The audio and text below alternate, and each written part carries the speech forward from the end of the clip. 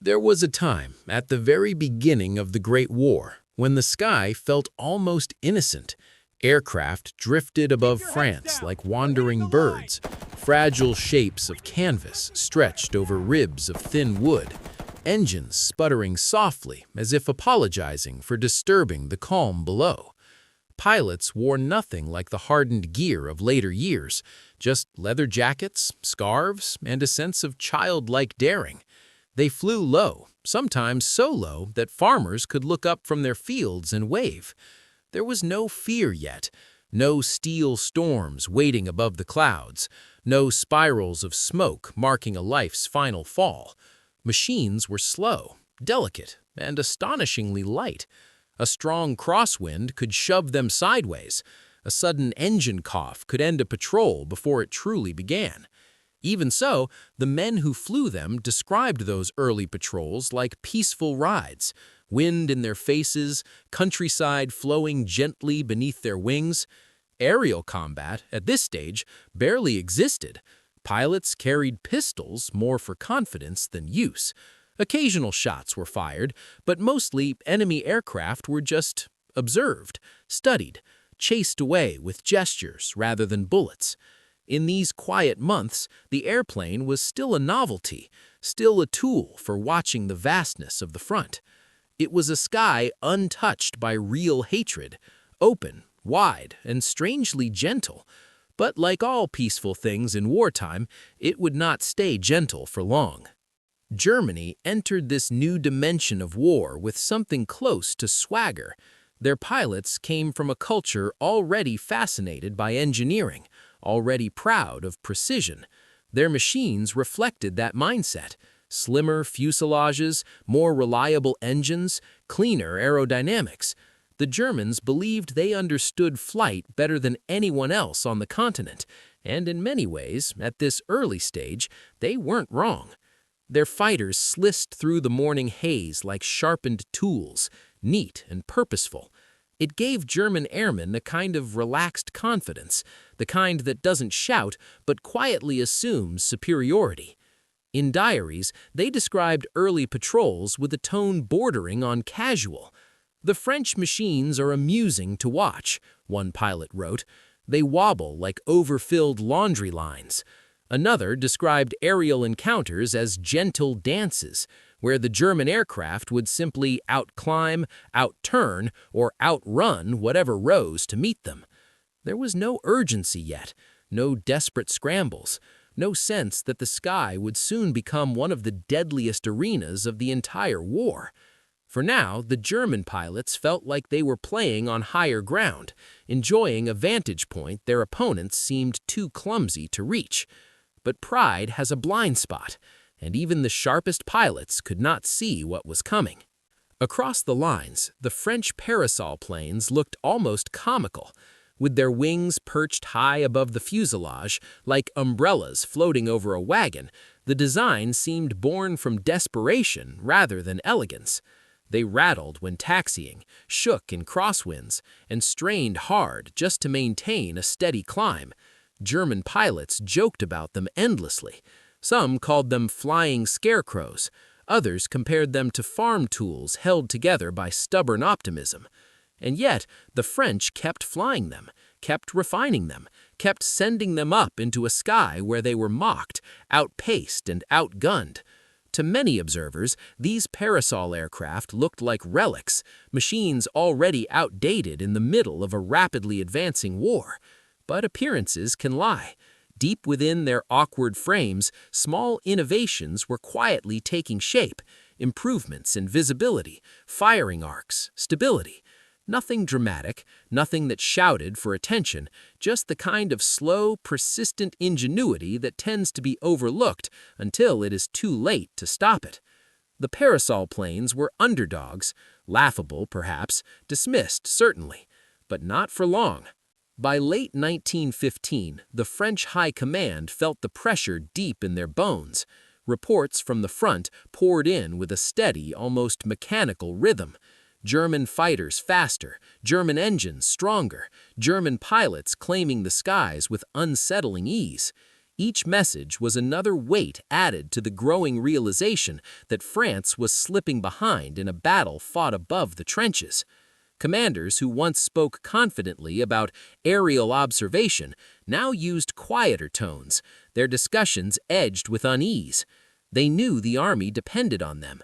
Artillery needed accurate spotting, infantry needed protection from German eyes, and every day their outdated machines fell a little further behind, drifting through the sky like relics of a war that had already changed. There was no choice. France had to evolve, quickly, decisively, and before the imbalance became irreversible. So the tone within headquarters shifted. Fewer speeches, more urgency, fewer reassurances, more demands for new designs, new engines, new courage. The French command didn't seek innovation out of pride. They sought it out of survival.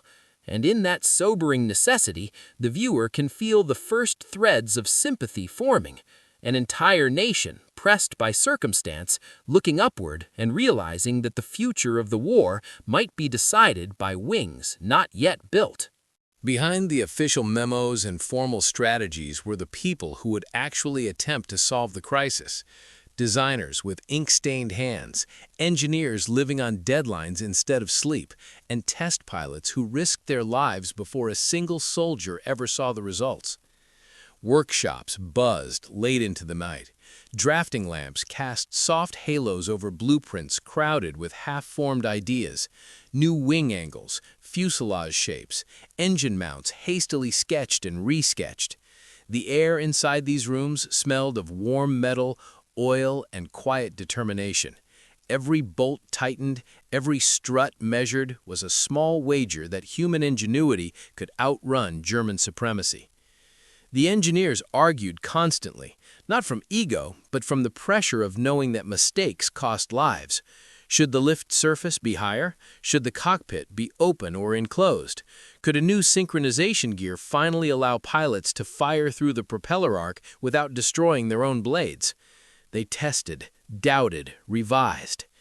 And then there were the test pilots, men who climbed into unproven aircraft with a calm that bordered on heroic resignation. They sat behind sputtering engines, trusting wood, canvas, and the calculations of exhausted designers. If something failed, it failed with them inside. Yet they kept flying, because they understood, perhaps better than anyone, that innovation wasn't just machinery. It was sacrifice, courage, and the stubborn belief that change, even dangerous change, was possible. The early prototypes were awkward creatures, strange hybrids of ambition and limited resources. Some barely lifted off the ground before wobbling back into the dirt. Others rose confidently, only to reveal fatal flaws moments later. Wings that twisted under stress, engines that overheated, frames that buckled in sharp turns. Crashes became part of the process. A hard landing here, a snapped wheel there, a pilot walking away shaken but alive. In other moments, the results were harsher. Broken machines scattered across testing fields, engineers documenting failures while quietly absorbing the weight of them. Every fall carried lessons written in splintered struts and torn canvas. But slowly, almost imperceptibly, progress took shape. Adjustments in wing curvature brought newfound stability. Reinforced fittings prevented mid-air warping. An upgraded engine, after countless failures, finally held steady under strain.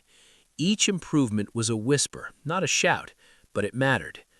The French weren't building miracles, they were building on mistakes, piece by piece, trial by trial, and with every crash analyzed, every flaw corrected, anticipation grew.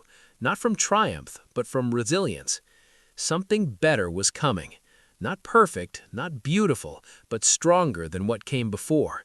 And in that fragile, hard-earned momentum, the foundation for a breakthrough took form. The early sketches of what would become the SPAD XIII carried a quiet radicalism. Instead of building another graceful, turning fighter, something that danced through the sky with light, acrobatic ease, the designers chose a different path. They imagined a machine that didn't need to pirouette around enemies. It would simply outrun them, outclimb them, strike and disappear before the opponent could even react. It was a philosophy built on confidence rather than elegance, speed over agility, strength over delicacy, a body reinforced to take hits without crumpling, wings designed not for beauty but for endurance. The aircraft would be heavier, stiffer, less forgiving in a dogfight, but in return it offered power, stability, and an almost predatory directness. Engineers knew the choice was bold. Some even warned it might be too bold, that pilots used to light-touch controls would resist a fighter that demanded firmer hands and steadier nerves. But the world was changing. The skies were no longer defined by slow duels and gentle circles above the lines. Germany's dominance forced France to think differently, and in that pressure, innovation took shape. The SPAD XIII wasn't built to mimic its rivals. It was built to outrun the era itself, a straight-line answer to a twisting war, a machine that treated speed as both shield and weapon. At the heart of the new design lay a creation that felt almost alive, the Hispano-Suiza engine. It wasn't just machinery, it was a promise. Compact, elegant, and surprisingly refined for something born in wartime. When the engine first came alive on the test stand, it didn't roar with wild aggression. Instead, it produced a smooth, confident hum, like a deep breath taken by a machine that knew its strength. Workers gathered around it, drawn by the sound. They watched the propeller spin, watched the engine settle into its rhythm, watched heat shimmer lightly in the air above the exhaust pipes. There was beauty in its precision, in the way it held steady instead of rattling itself apart like so many early war engines had done. The Hispano-Suiza felt different. It felt modern, something designed not simply to function, but to lift the future off the ground. Engineers spoke about it in low voices, not from secrecy, but from respect.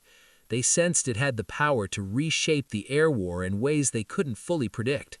And they were right. This engine wasn't just an improvement, it was a turning point, a heartbeat waiting for wings strong enough to carry it into the sky. The SPAD XIII's first test flights began with uncertainty. Ground crews watched as the prototype rolled across the field, its heavier frame causing a slight wobble as it gathered speed. The pilot eased back gently on the stick, and for a moment the aircraft hesitated, caught between ambition and gravity. Then the wings bit the air, and the machine lifted, climbing with a purposeful steadiness. At first, it seemed unremarkable. The turns were wide, stiff, and clearly demanding. But when the pilot leveled out and opened the throttle further, something shifted. The aircraft surged forward with a suddenness that startled even the engineers. The hum of the Hispano-Suiza deepened, and the SPAD XIII shot across the sky like a bolt loosened from a long-held grip. Observers shaded their eyes, struggling to track its movement as it accelerated far faster than any French fighter before it. The pilot later described the sensation as riding the edge of a storm, a machine that felt heavy in the hands, yet astonishingly alive in a straight line. Circling back, the SPAD XIII descended and settled roughly onto the field, its landing still unrefined, its controls still demanding. But the moment the propeller slowed, silence fell across the team. They had seen enough. This wasn't just a new aircraft, it was the first glimpse of something capable of challenging the skies Germany believed it controlled. In the early mornings over the front, when the air was still cool and the light came in soft layers, German patrols often spotted familiar shapes drifting far below them. Wide wings, tall struts, that unmistakable parasol outline that had long been the source of easy confidence.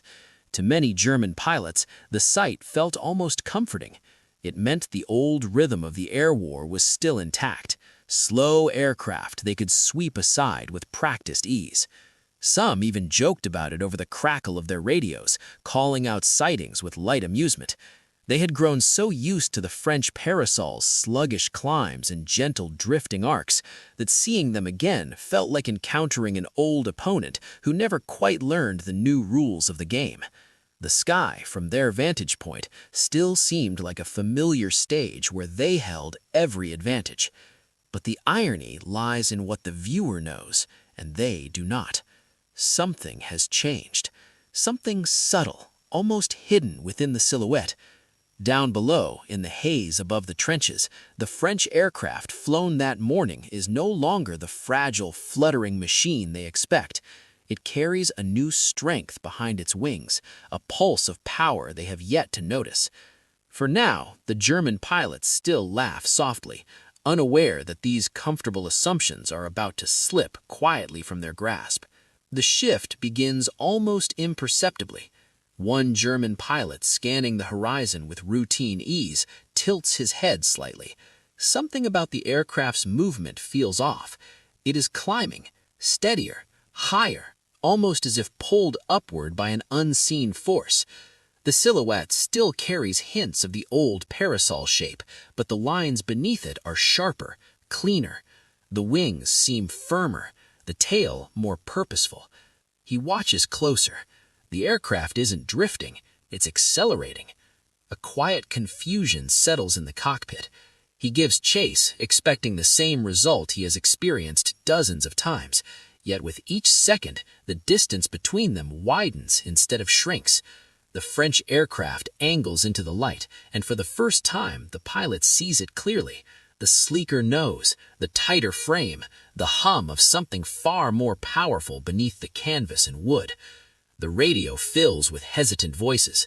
No jokes now, only surprised questions carried by the thin static. What model is that? How is it climbing so fast? Why does it look new?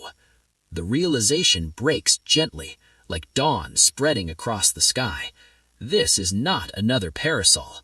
This is something built for speed, built for the very chase they once dominated. And in that soft moment of clarity, the air war tilts. What follows is a reversal so clean, so quiet, that it feels almost like a natural force rearranging itself. The German fighters dive to intercept, expecting the familiar advantage of speed. But the SPAD XIII simply pulls away, rising through the thinning air with a confidence no French aircraft had shown before. Its Hispano-Suiza engine hums deeply, steady and unwavering, as if carving a path straight through the morning sky. A German pilot tries to outclimb it, fails.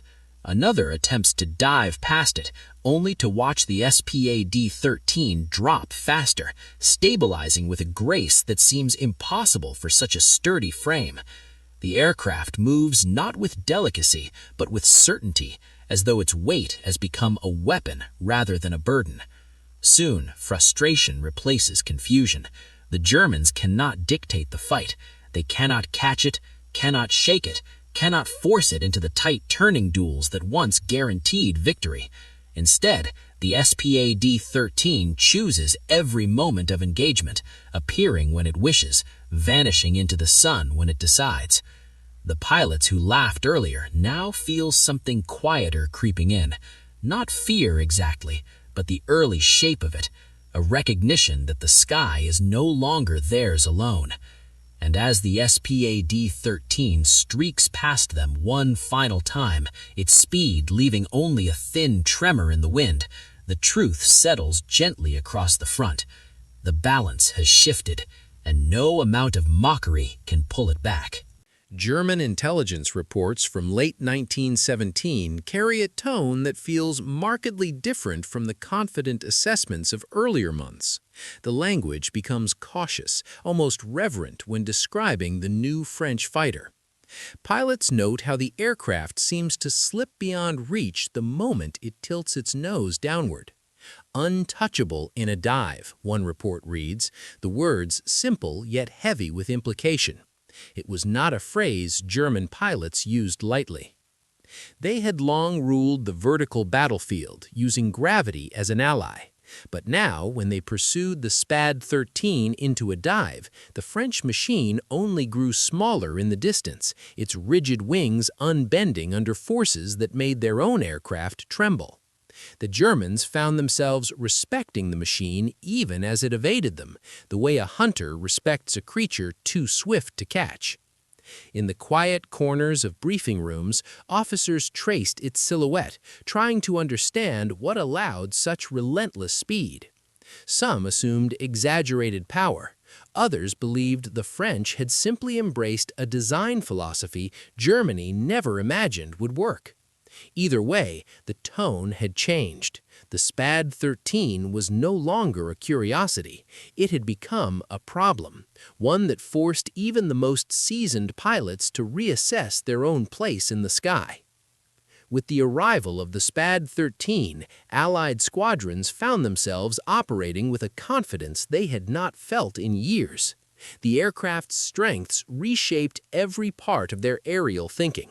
Rather than engaging in turning duels, pilots now favored hit-and-run attacks, diving with devastating speed before climbing back into safety. The sky, once a delicate dance of circles and countercircles, became a place of straight lines and sudden decisions. Morale rose quietly but unmistakably. Pilots who had grown used to feeling outmatched now spoke with a steadier voice during briefings. Mechanics worked with renewed energy, knowing their efforts fed into a machine capable of standing against Germany's best.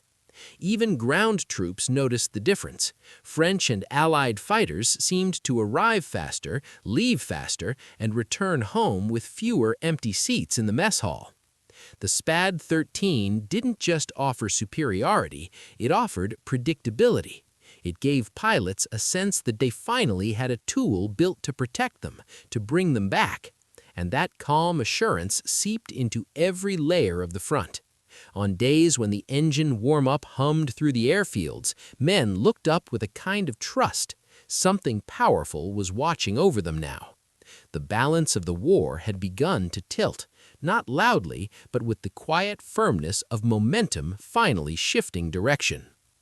The true measure of the SPAD XIII's impact came through the hands of the pilots who flew it, men whose names would echo long after the war quieted.